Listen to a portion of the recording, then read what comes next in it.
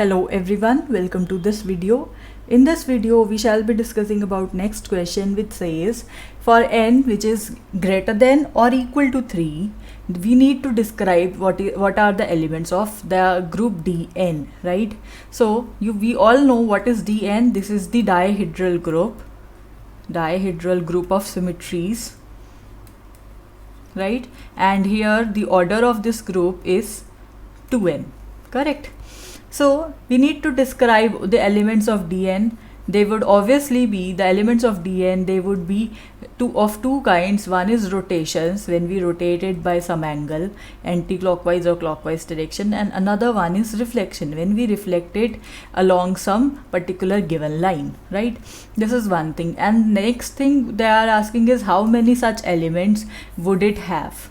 So the answer to this, I have already told you, there would be 2n elements in this. Suppose we already know the case when n is equal to 3. So that gives us the symmetries of triangle, right? So we have studied in detail about what the group D3. So all the rotations are given by R0, R120, R240. When we rotate anti-clockwise by 0 degree, 120 degree and 240 degree, an equilateral triangle. And when we reflect it along the line L1, L2 and L3. These are the lines which passes through the vertices A, B and C respectively, right? So these are the elements of D3. Similarly, if you see for n is equal to 4, for D4, these are the symmetries of a square. So here we have 4 elements which are the rotations, rotation by 0 degree, by 90 degree, 180 degree and 270 degree.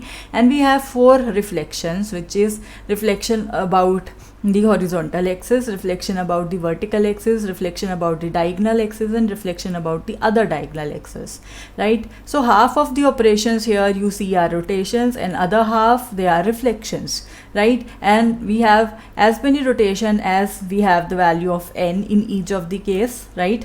So we may say for Dn there are n rotations present, which would be of this form: k 360 degree divided by n, right? So first of all we divide 360 by the number of edges for of the given polygon, right? And whatever is the angle, when you take the multiple of that, you will have you would have the value of rotations, correct?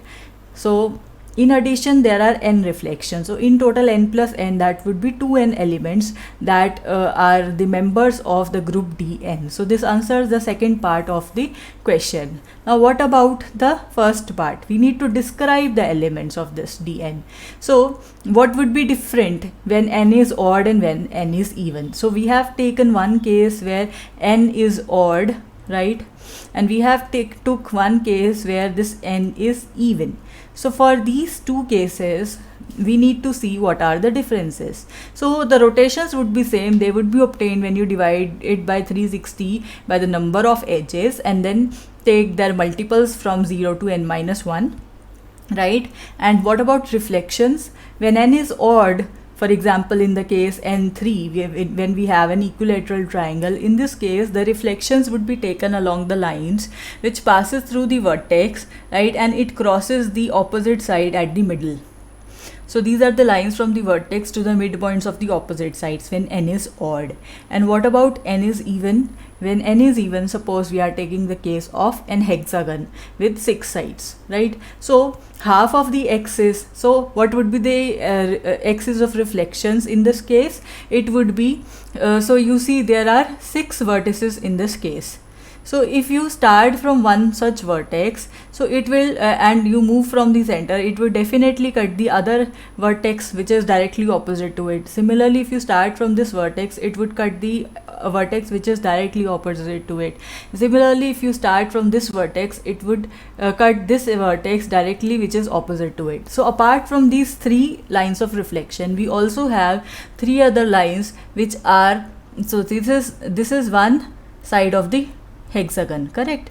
Now if we take its midpoint and draw a line through it which passes through the center, so it would also cut the edge which is directly opposite to it, and it would also be the midpoint. So this is our fourth line of reflection.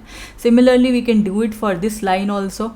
We can take its midpoint and draw a line which passes through its midpoint, so it would also cut the line or the edge from its midpoint, which is directly opposite to it.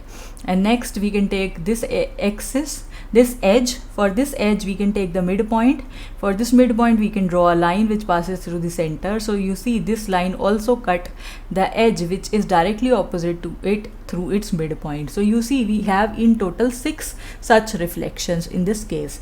So half of the reflections in this case would be obtained when we join opposite vertices, and the other half would be obtained when we join the midpoints of the opposite sides. So this is how we obtain the axis of reflections when n is even, and when n is odd we take the vertex and we take a line which passes through it and it cuts the midpoint of the opposite side. So I hope you understood the elements of Dn here.